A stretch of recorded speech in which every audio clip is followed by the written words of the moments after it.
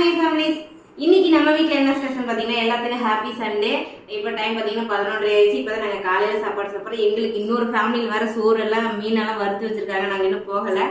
ரென்சியம்மா இட்லி வந்து ஊற்றிருக்கேன். அதுக்கு இந்த பக்கம்